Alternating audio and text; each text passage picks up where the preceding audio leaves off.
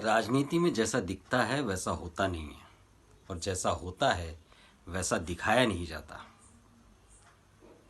26 तारीख को महाराष्ट्र का मुख्यमंत्री मिल जाएगा ऐसा महाराष्ट्र की जनता को लग रहा था, लेकिन ऐसा हुआ नहीं और ये तारीख आगे बढ़ती चली जा रही है। ऐसा क्यों हो रहा है जबकि महायुति को बम्पर जीत मिली है? न भूतो न भविष्यतम ऐसी जीत मिली है। ऐसे समय में भी मुख्यमंत्री तय नहीं हो पाना कहीं ना कहीं कुछ न कुछ जरूर गड़बड़ है। वो क्या गड़बड़ है और ऐसा क्यों हो रहा है, ये हम जानने की कोशिश करेंगे। नमस्कार, मैं नीलेश जाधव, द नीलेश जाधव शो में आप सबका स्वागत है।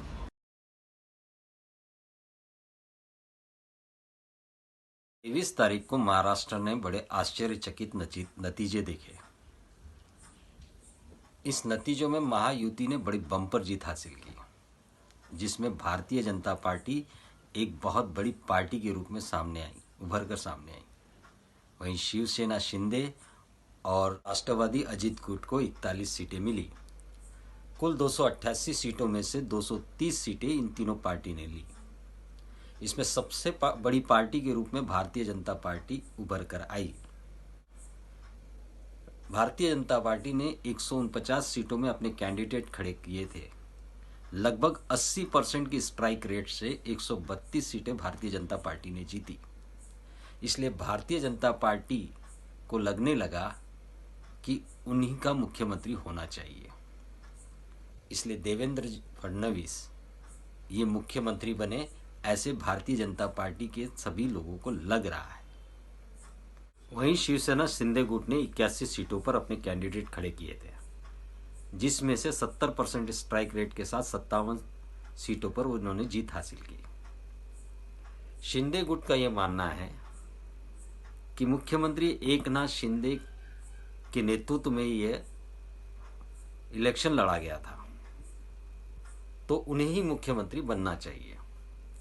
वहीं अजित पवार गुट लगभग 41 सीटें जीतकर आई है और ये वो इस स्थिति में नहीं है कि वो मुख्यमंत्री के लिए बार्गेनिंग कुछ कर सके। अब प्रॉब्लम कहाँ है? जबकि भारतीय जनता पार्टी को लगभग इतनी बड़ी बम्पर जीत मिली है, तो मुख्यमंत्री क्यों नहीं बीजेपी का बनाया जा रहा?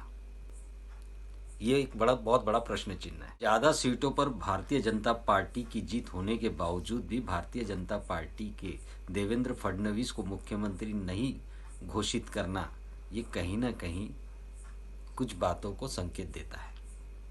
वो कौन सी बातें हैं जिनको ये संकेत देता है? इसके लिए हमें महायुति के इस सीट शेयरिंग को समझना पड़ेगा।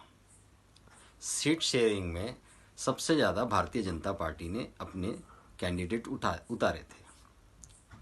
अगर भारतीय जनता पार्टी ने लगभग 150% शिवसेना से ज़्यादा कैंडिडेट उतारे हैं, इसका मतलब उन्हें सबसे ज़्यादा सीट जीत के आने वाली थी।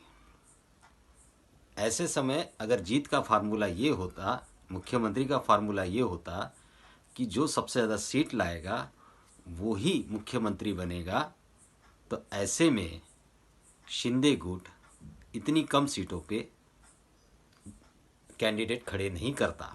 इसका मतलब ये हुआ कि सीट शेयरिंग के समय ही मुख्यमंत्री का फार्मूला तय हो चुका था।